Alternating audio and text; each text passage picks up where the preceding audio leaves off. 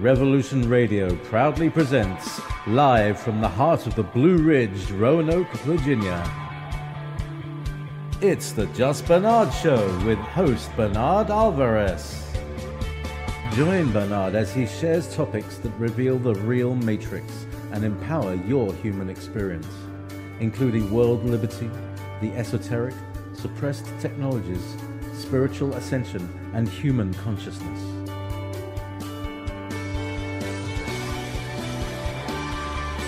Humanity has awakened, and our time has come to realize our full potential.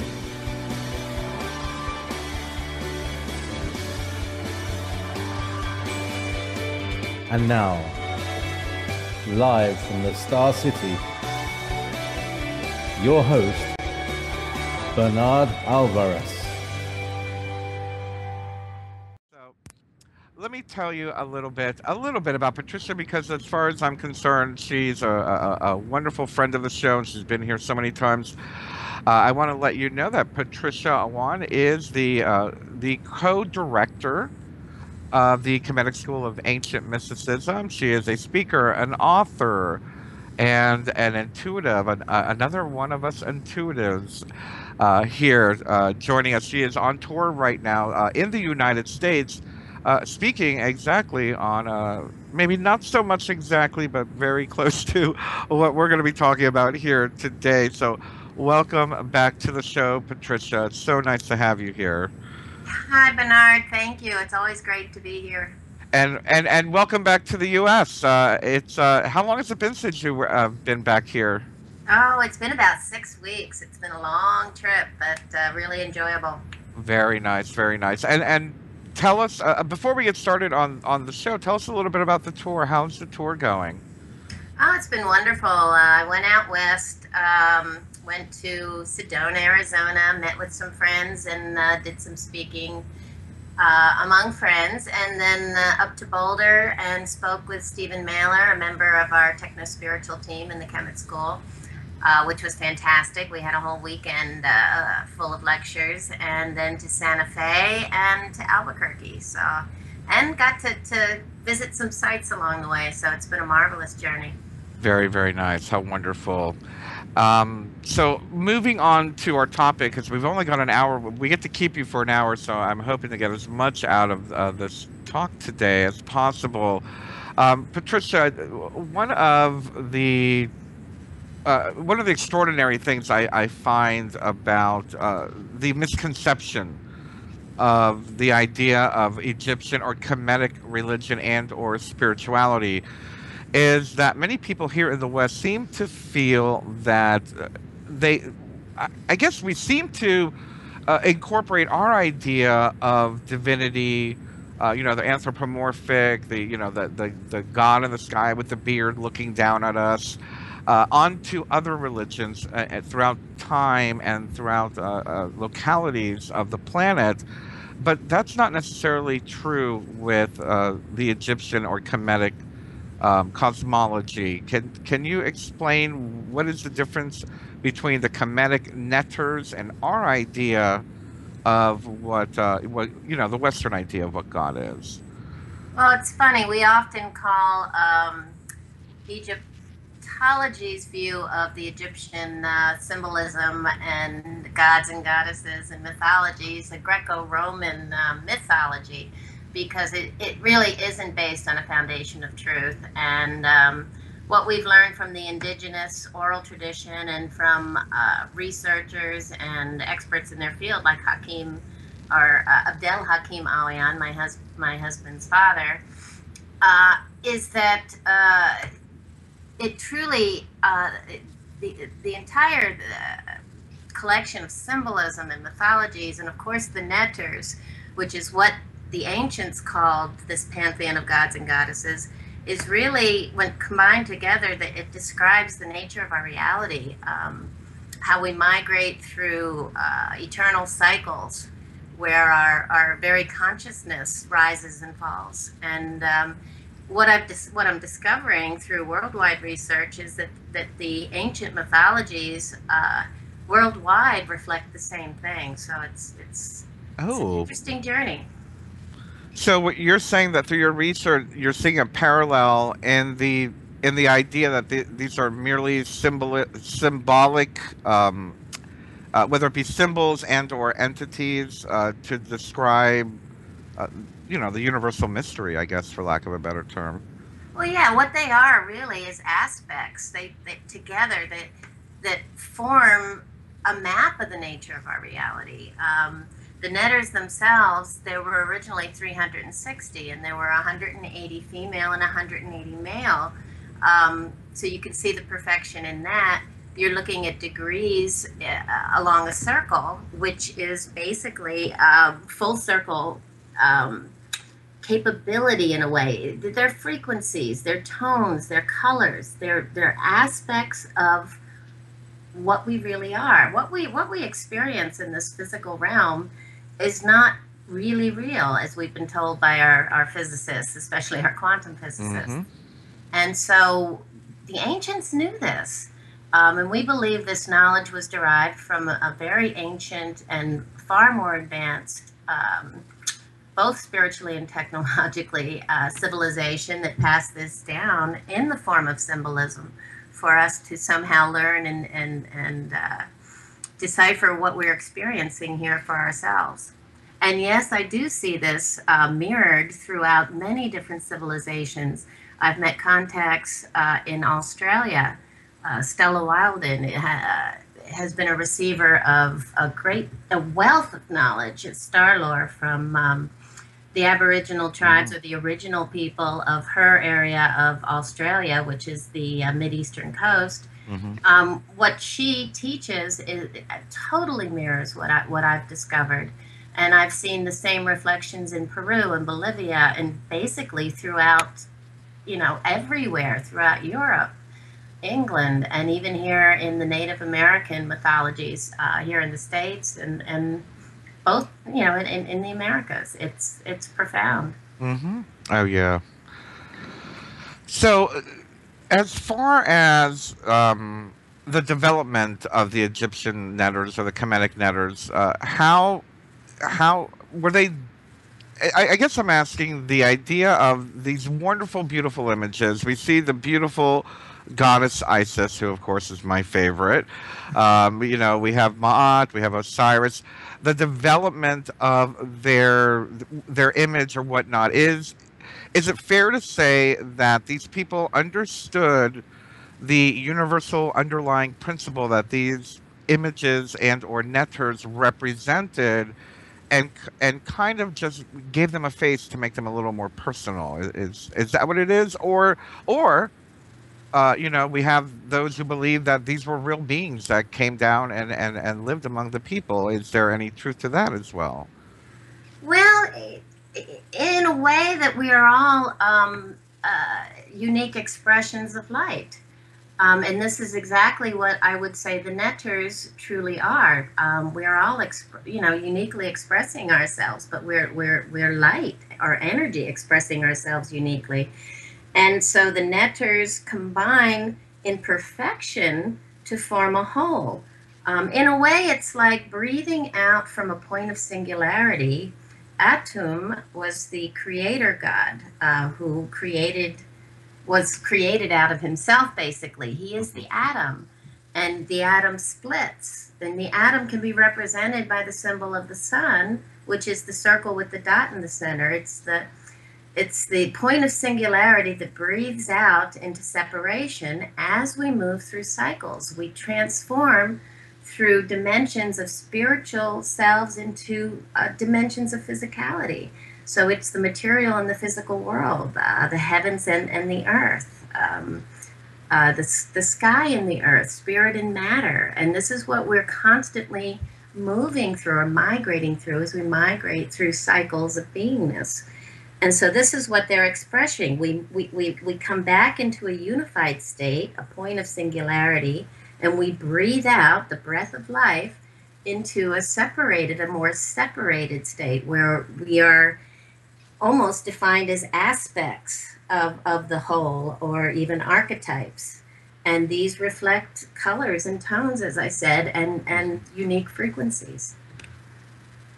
I remember as when we had spoken last time, and we were talking about doing this particular talk on the Egyptian Neters, that as I was doing my own updated research on the topic, I saw a lot of writers and or blogs or authors and whatnot, almost like superimposing the Neters, the Khemetic Neters, into the Kabbalistic tree of life. I found that to be very interesting.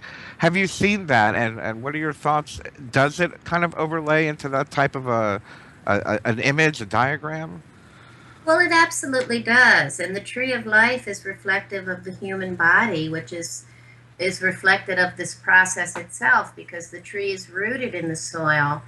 And so, and it's within those roots, we are all connected by this root system through, and in the tree itself, breathes in the water from through its roots, and this water, kundalini, moves up through the branches of the tree, and then out, and the tree itself reaches for the light of the sun, the sky. So it's touching both the earth and the sky, just as we do as human beings. And it's representative of the polarity that reaches for that unity as well. Very true. Very true. Patricia, what is your favorite Neter symbolism or god or goddess? Oh, I have many. Tell me about some of your favorites. Yeah, one of my favorites is Hathor, which many know to be the goddess of love or sound, dance, music, joy. And she is all that, but she's so much more. Hathor herself, the image of her, her hair forms, it's the Milky Way, it's the sky. And her face is basically the seed or the face of humanity in physicality. And so she is the womb that gives birth to humanity, to the seed. She's been likened, her hair has been likened to the omega symbol. And the seed, of course, is the alpha. And the womb houses the seed. The symbol, her symbol itself is the place of the Hor, which is represented by the hawk or Horus. So she houses Horus, the Hor. She houses the seed. So there is a phrase that's related to her, which is, I am all that has been, that will be, and ever shall be. Because she is the womb that houses the seed. So she is both feminine and masculine. Mm. Wow. I never knew that about Hathor. That's wonderful. Oh, and that's just a brief. That just touches on what she represents. I bet. I bet. One of my favorites, and back in my ceremonial magic days, yes, I will go public and say that I tinkered a bit. My favorite was working with Maat. Her energy, and let me tell you, the energy of Maat has saved me quite a bit in my lifetime. I really enjoy what she symbolizes, what she represents. What does she represent to you, and what you've studied about her? Because there's a lot of misconception about her, actually. Well, yes, there is. There are many that believe she represents justice. And I would say no, she is perfect balance or resonance. She is the only Neter that does not have a consort, because she is the unity of all. She is perfect balance. She's what we're all seeking. All duality seeks resonance, seeks balance. And so, when we say, we're not in the state of Maat, this is our natural state of being when we're in the physical, because we must have polarity in order to exist in the physical. But we're all striving to reach the light and reach that unity consciousness. So I find her, she symbolizes perfect balance when we're navigating the polarities. It's finding our balance. But also she represents that resonance of the polarities, where we find that unique, like, 0 point field where we move through dimensions, and all possibilities are available to us. It's perfect health. Absolutely. And I can't help if you could touch on this if you've heard of it. I'm sure maybe you've read some of the mythology, well, I guess mythology, folk stories, mythological stories about her. I remember reading about her way back in the day, in the 80s or 90s. I forgot who wrote the or who published it, but it sounded as if it was the story of oh geez, it reminded me of a biblical story when God came and laid down the plagues and like killed all the firstborn children. There was a similar story of Maat, flooding the streets with blood and Uh-huh. forcing balance upon the world, and you know this type of justice. Where do these stories come from? Do they really represent the energy of Maat to you? Well, it does a little bit. What you're talking about is the story of Sekhmet, who is an aspect of the divine feminine, as all Ah, female netters are. And the story actually goes that Ra, or the sun, looks down on Earth and sees that we're out of Maat, we're not in balance, ah, and he becomes angry. And he takes out his eye, they say the eye of Ra, that becomes Hathor.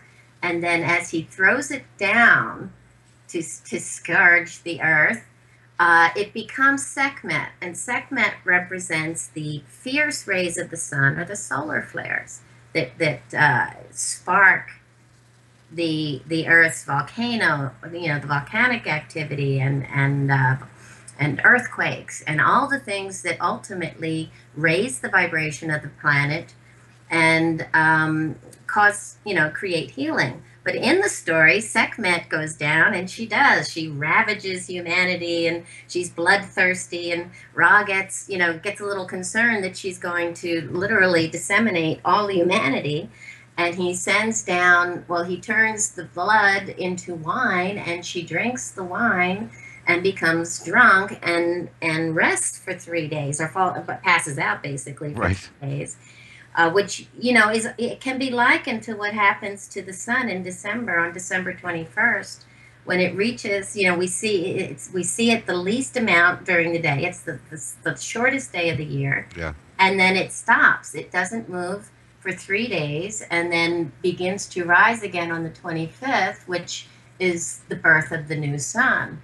And this is in the story when she wakes up and sees Ptah, and together they create Nefertum, their son, or the new son, that would be birthed at this time. So it's another story that speaks to the energy of what actually occurs in our cycles, but it also speaks to the energy of even a dawning of a new cycle, moving into a higher cycle.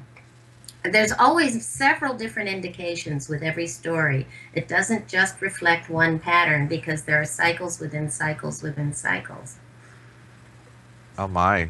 And if someone were to embark on this journey of getting to know the netters, of getting to understand them, is there any one particular netter, one particular author, archaeologist that you would recommend for people to step on the path of developing a relationship with them? You know, I would actually go on a personal journey, and I myself can read absolute. I can find valuable information in several different sources, but really going within, and the books written by Stephen Mailer, with Hakim, From Light into Darkness, and The Land of Osiris. This is a fabulous place to start with an intro in with Khemitology and what it stands for. But then, to just continue with that same patterning and study, because there's very few today that I would look to that would, nobody. I don't have all the answers. Nobody has all the answers. Right. Absolutely. And that's a great suggestion. Thank you for that. I do believe that we kind of just need a starting point, and then to go and work within with these particular energies, and maybe perhaps identify how we relate to that particular energy of the netter, and Yes, how it exactly. corresponds in our own life. And begin to see it more as an energy, as a frequency, and less as an entity that's actually had possibly walked the earth or is an alien or, one of the other programs that is often thrown at us. Yeah, yeah, absolutely. And I'm really glad you brought that up because that's one of my pet peeves, especially when when I personally am dealing with whether it be neo-pagan or neo-spirituality. I don't like to say New Age, as that seems to become an entity of itself. But let me just say that a lot of misunderstanding is coming about now, where I had a particular student of mine who was telling me that she talks to Isis, and Isis is channeled through a friend of hers, and and is a real entity. And I remember saying many years ago, I said, gods are either energy forms, kind of what we're describing here, definitions of a particular energy form, uh, or they are or they're entities that have over time people have given life to them and created this, for lack of a better term, oh, what's that thing that in the Kabbalah where they make this thing out of mud? I forgot what they're called. Oh, I know what you mean. Yeah, but it's like a zombie out of this, out of nothing, and it's not it. The point is that it's not what that energy represents. It's not that definition, and I wonder if was there any has there been any evidence in your research and in your studies where perhaps maybe later on in the Egyptian tradition and or history, where perhaps the gods, I'm sorry, the priesthood maybe was trying to sell them as, like the devil on the right shoulder. Isis is watching you, so be careful. Absolutely. This is the biggest challenge when studying the Netters and the mythologies is that we do know that when I look at cycles, and so during a highest cycle of consciousness, we have gnosis. We know, we understand. Our hearts and our minds are more unified and in resonance, and therefore we feel the truth. We don't have to use written and oral language. But when we begin to fall into a lower, more physical cycle, which I believe happens in the age of Taurus, then suddenly we do need written and oral language in order to communicate. And so, we breathe our information through our brains, through our minds, and analyze it, uh, and spit it out again through ego. And therefore, the information itself can be manipulated. So by design itself, when we fall into this, more dense state of physicality, we begin to have a separation consciousness and a separation from ourselves and this outer, this God that the Hanuti is what Hakim would have called the priests, have the ability to manipulate us through agenda with. So in other words, they have us looking outside ourselves for definition, when the truth is we can find all our truth within. And so to me, I don't see it as good and evil, but I see it as a natural. This is what happens when we have separation consciousness. And this is what happens when we breathe out into the aspects of the different aspects of who we are. And so, yes, originally the Netters were sexless. They were both sexes. They were more unified beings. And then suddenly they become the masculine and the feminine.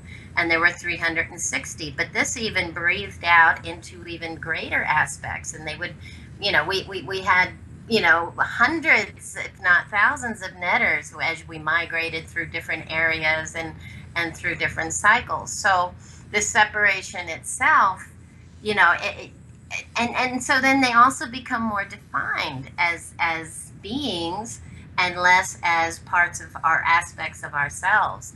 And so this is where our challenge is, just to take these aspects and to make them less personified and then breathe them back into ourselves. It's like a remembering process. Remember who we are, which is that unified self, that unified consciousness. So you can see there's an overlay of symbolism on the process itself.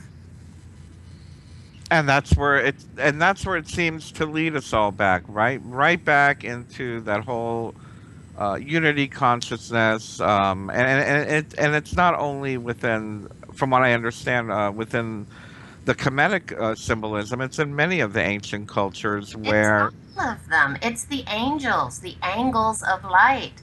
They are the Neters. It's just a different label because we moved into a different cycle. well, we're going to be taking a. And now, back to your host, Bernard Alvarez.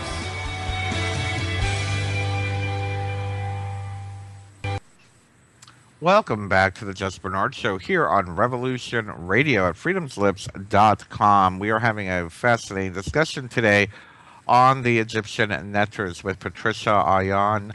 And Patricia, during the break, I was getting a little abstract now. Now you got me really thinking. So I'm wondering, did the Egyptian Neters, could their, I don't want to say the system of the Neters and whatnot, but could they have come from an earlier civilization, being that we seem to see such parallels with Egypt and other ancient cultures?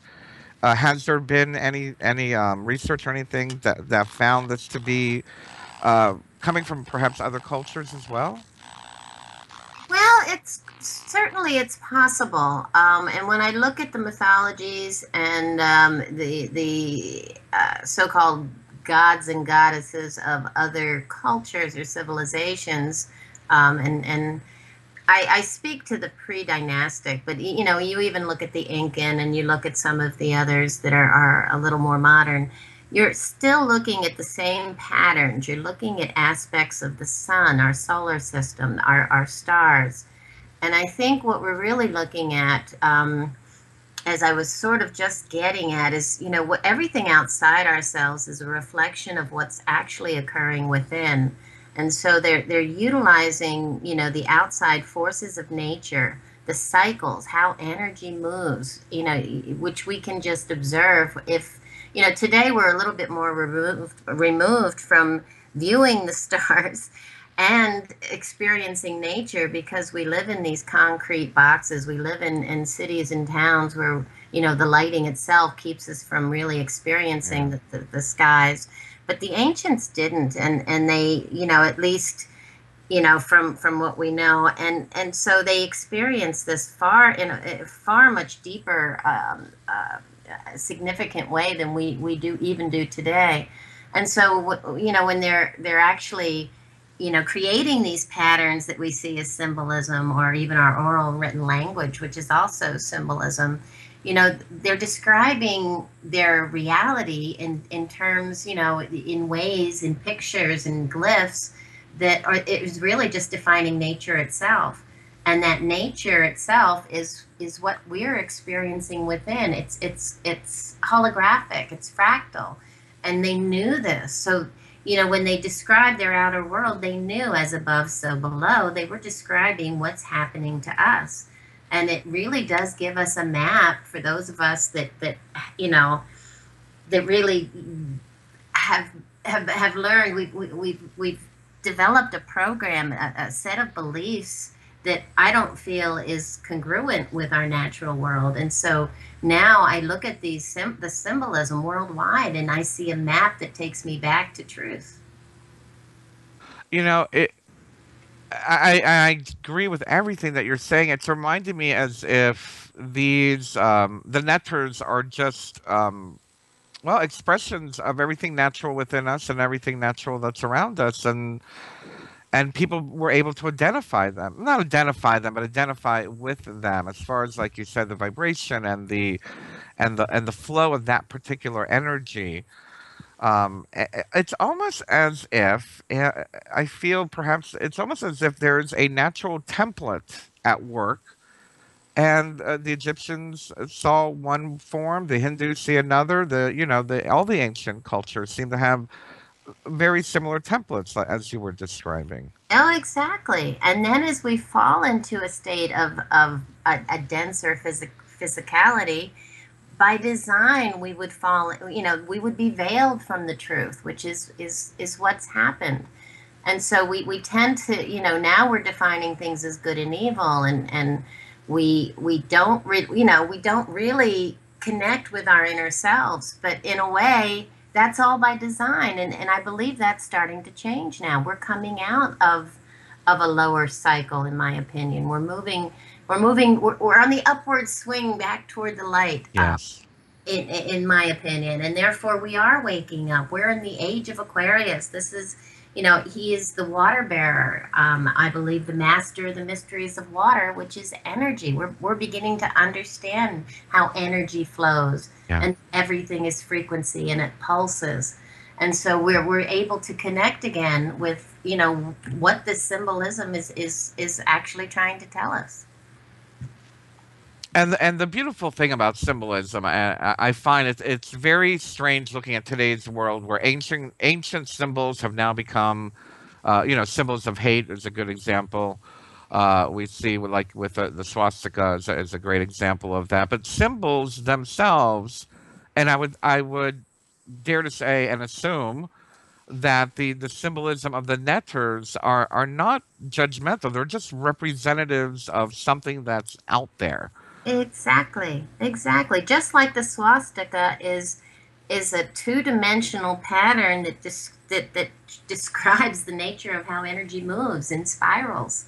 I mean, if we were to map the Big Dipper as it spirals around the North Pole, it is the swastika. Yeah. It is nature in action. How can that be evil? And we see that same symbol in Native American, Tibetan, and so many other cultures as Everywhere. well. Hmm.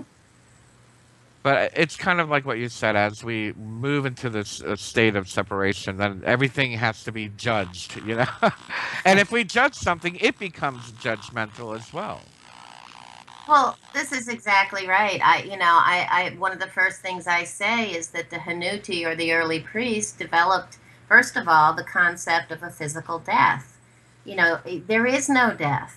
This changed the pattern of life itself. I mean, if you think, and I might have mentioned this before, just the concept, the thought, as young children, when we're faced with, the being told that we are going to die, I mean, it creates fear. And fear is what holds us hostage and keeps us in this physical realm of polarities. And so, yes, and then they tell us we're going to be judged and we could go to heaven or hell. And these are illusions. There is no fiery hell where we burn in eternity. This is a program. And we're being challenged to wake up and realize that we create our own heaven or hell while we're in the physical. And it's a choice, and we can move toward heaven in any given moment.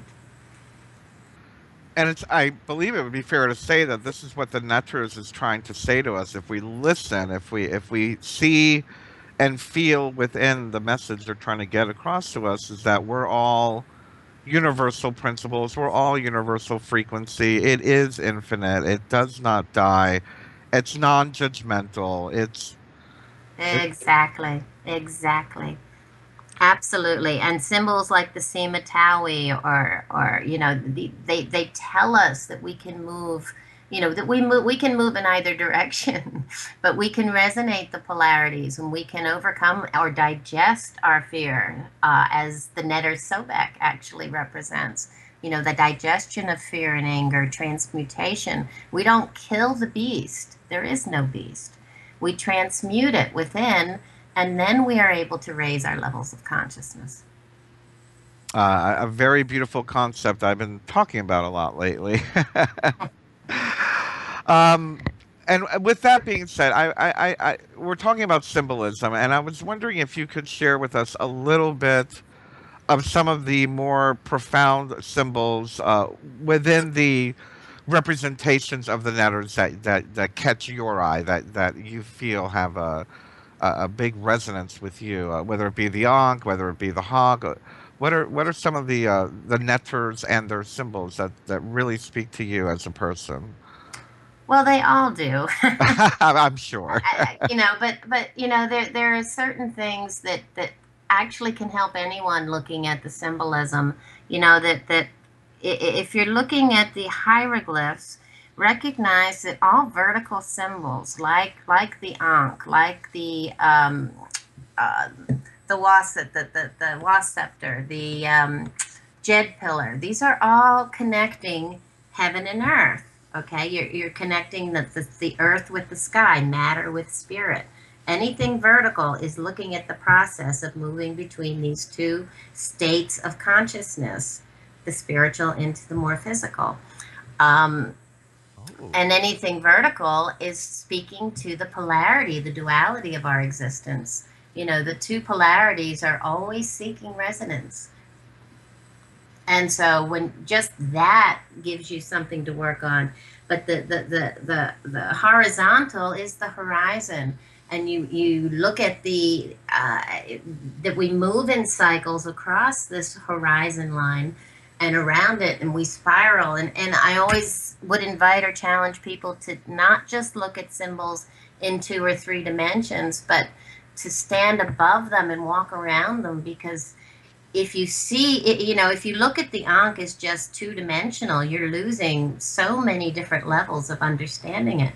I would say we have 7 different levels of understand, at least 7, in our current dimension, this 3rd dimension, 7 levels of interpreting each of the symbols.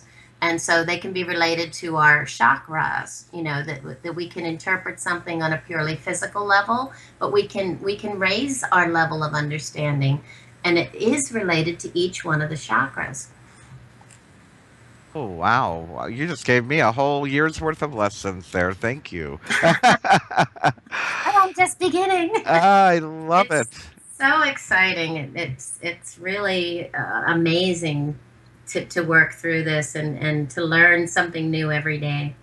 Absolutely, absolutely. And as we're speaking of symbolism, a lot of, mainstream publications or whatnot, you always hear about the curses of the gods or the curses of the Neters and whatnot. And a, a great example is, I forgot where I read it, but someone was describing whether it was a hieroglyph or the word of this particular Neter that if you disobey me, you will meet with calamity or something to that effect. Is it fair to say that what what they're saying is completely different than how it's being interpreted? Well, exactly. This would be a reference to how the elite, our corporate, religious, and political leaders are able to control us, and that is holding us hostage through fear and anger. They create a beast and control us through these beasts. And it's totally up to us to look within and realize that we have polarity within, we have polarity without, but they're both 2 sides of the same coin. And so if we allow ourselves to be controlled through fear, then we become the sheeple that will follow any program that's being given to us. We gain our self-empowerment by going within and releasing these fears and creating a new system of core beliefs that are not related to the program or to fear and anger. And that's actually the curse, as far as I'm concerned. But it's not a curse. Oh yeah, I know. It's just because we're in a denser, more physical reality. Yeah. The challenge is up to us. It's not a bad place to be. We're experiencing life in such a way that we can grow and learn, and you learn more through experience. That's very true. That's very true. I was going to say that for me, whenever I hear something, whether it be Egyptian or of any spiritual paradigm or system, that usually when I hear that idea of you must do this or else, especially with the ancient cultures, I'll just say, I don't know very much. I don't know how this would apply in the Western cultures, modern ones, but perhaps they're trying to tell us that align with nature, align with natural law, and when you come out of balance, then you might feel a little uncomfortable. Is that kind of what they're telling us? Oh, absolutely. When people ask me about the 360 senses and what could they possibly be, I say go out in nature. Leave your cell phones at home and just go out and experience and observe how nature works, how it flows, the patterns. The patterns of how everything grows are the patterns of how we create. When people paint paintings, if you're in resonance, you're painting in fractals, you're painting in beautiful sacred geometric patterns just by the nature of how we create. And that's how nature is created, and it grows around us. And when you're flowing with these patterns, you're in Maat, you're in balance. Mm-hmm. Absolutely. What well, now that we're on this particular topic, I'm wondering, what do you do, or what do you recommend for people to find that center, that balance? Well, being in nature being one of them, of course. Is it about changing our mind, changing our hearts, learning, suffering, growing, all the above? Well, it's really going within. There's no judgment. Everyone can be where and do and experience however they want. However, if they do want to raise consciousness and experience a more unified state of being, then I would say take a look at core beliefs. What core beliefs aren't serving you? What's keeping you out of balance? What is causing your emotions, energy and motion to be unbalanced? We're all navigating, these currents of energy. And to find that balance, we need to look at what's keeping us off balance. And we can eliminate, we can get rid of all these core beliefs that don't serve us and create. We are the wizard. Osiris's name, ancient name, was Wazir. It's where we get our word wizard, the Wizard of Oz. We are the wizards. We can create the reality that we want. And therefore, if we want to be in joy and have hearts as light as a feather, all we need to do is go within and create it. Be the producers of our own movies. Very, very true. Very true. And you've piqued my curiosity again by saying the heart as light as a feather. That is a very popular, I guess, story, myth surrounding the what happens after death in the Oh, Egyptian yes. system. And I remember reading that you had to say all these confessions and whatnot, or at least maybe that was part of the initiation process. But the idea that you're taken to this place where you're judged and your heart must weigh, lighter than a feather. What are your thoughts Or on that? Where did or be eaten by beasts. or be Yeah. eaten? That sounds very familiar, doesn't it?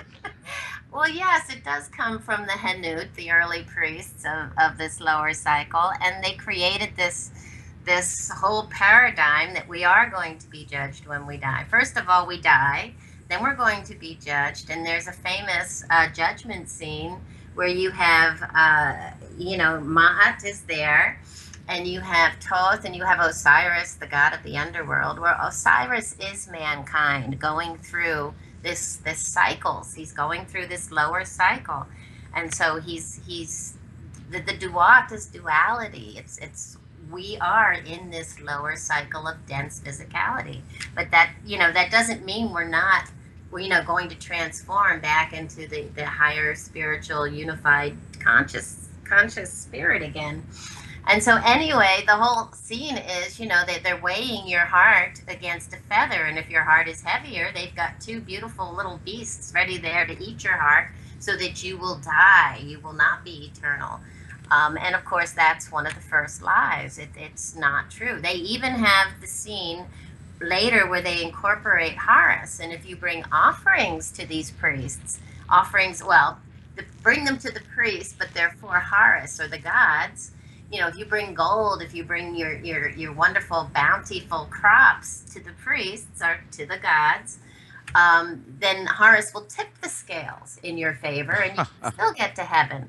And this is depicted, this is depicted in scenes. And of course it's not true. The whole mummification process, there is symbolism hidden within the the ritual itself, but the ritual is indicative of the same thing. It's not true. It's a process. It's we call the Hanuti the first undertakers, because they didn't Right. have them before when mankind understood that they were eternal. So yeah, no, there is no divine judgment. Yeah. There is no death. Unbelievable. And it just and I think what's so frustrating for me, and I'm sure for anyone who's interested and curious about all of this, is that we don't hear, and that's why I think we're all just so grateful for the work that you and everybody at the Khemit School does, is that we never hear anything but the Hanut version of Egyptology. We don't hear that, all people were equal, that all people were magical, that all people were initiates. We hear about the initiation, the priest, the death, the judgment, the favors, We don't hear.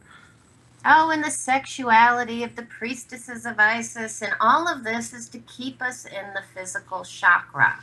They keep us, concerned with the physical body and the physical death and all the physical pleasures, but it keeps us in the lower, denser state of consciousness.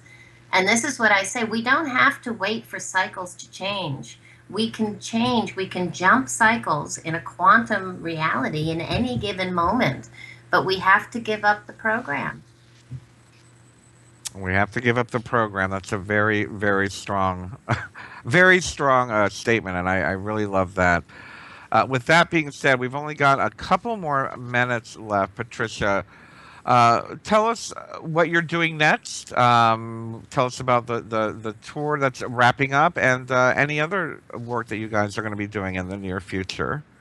Well, I have 2 engagements in Reading at Triunity. You can actually look it up on our website at Khemitology.com. I'll be doing a Friday night and a Saturday, August 8th and 9th. So it'd be great if some of you could come. Oh, yeah. And we've got lots of tours coming up. I have a tour, Journey to the Center of Yourself. We'll be addressing all of these things that I've discussed today and much, much more. Along the journey, we'll be looking at our core beliefs and releasing what doesn't serve us, along with a whole lot more. That one is from November 6th to the 18th of this year. We have another big techno-spiritual tour coming up in April with extensions to Baalbek and Byblos in Lebanon, as well as another extension to Jordan. Wow. Which will be fantastic. And we have another tour with Dr. Robert Schock in May. Wow. Robert and Katie. You guys are beautifully busy. You can find out more at Khemitology.com. We are out of time. We will see you all next week. We love you very, very much. Thank you so much for joining us today, everybody. And